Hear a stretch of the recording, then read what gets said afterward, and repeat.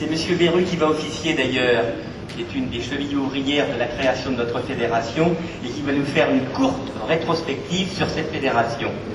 Voilà, Monsieur le Président d'honneur. Je suis très inquiet, mon cher ami, de devoir prendre la parole alors que Monsieur le lieutenant Colombo interroge les témoins et risque de me transformer en coupable. Je vous prie de ne rien en faire. Merci d'avance. Essayez, monsieur. Le président Rivol m'a demandé de faire un peu d'histoire de la fédération. Ce serait terriblement lassant. Je ne vais donc rien en faire et simplement attirer votre attention sur ce qui me paraît, les deux vecteurs essentiels des 25 années d'existence de la fédération. Je rappellerai simplement que ces premiers statuts ont été publiés au journal officiel le 21 juin 1978 et que vous avez toutes les précisions, mon cher, et que la première assemblée générale a été réunie le 3 juillet 1978. À 18h30. Voilà. Tout est bon. Les deux vecteurs auxquels je faisais allusion sont les suivants.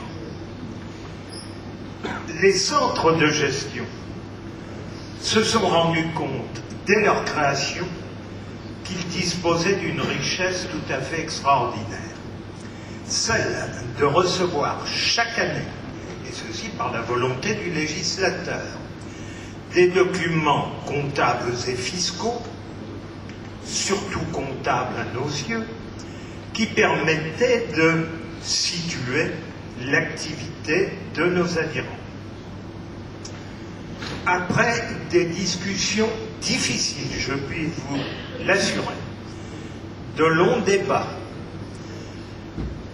et des décisions de principe qui ont été difficiles à prendre, les centres de gestion d'abord, puis la fédération elle-même se sont décidés à travailler cette richesse et c'est ce qui a conduit à l'élaboration de statistiques dans les centres, puis de statistiques nationales, puis d'observatoires économiques et encore des indices de la TPE qui sont publiés maintenant régulièrement.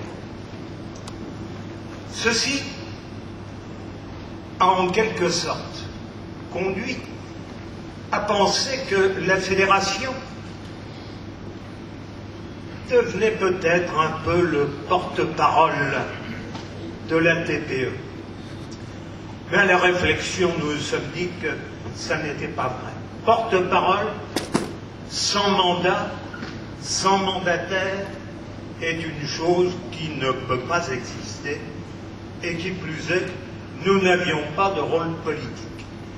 Donc, porte-parole, sûrement pas. Mais, porte-image, alors oui. Et ça, porte-image naturelle, c'est une force qui a été le premier vecteur de reconnaissance de l'existence de notre fédération. Vecteur qui a permis que nous soyons entendus de tous nos partenaires, qu'ils soient d'ordre économique ou des pouvoirs publics. Première force. La seconde et second vecteur a été le fait que, par destination, par objet, parce que le législateur nous avait fixé cette vocation, nous sommes devenus un moteur d'entraînement des centres de gestion d'abord, et ensuite et surtout des entreprises elles-mêmes, et particulièrement des petites entreprises. Alors voilà, la fédération a aujourd'hui 25 ans.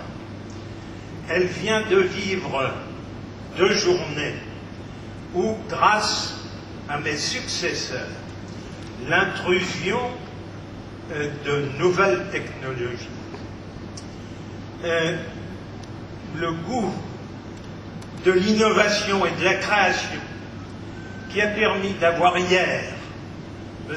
Martin Forest, aujourd'hui le lieutenant Colombo, montre que ces 25 années s'achèvent en apothéose et que nous sommes prêts à bien des années meilleures encore.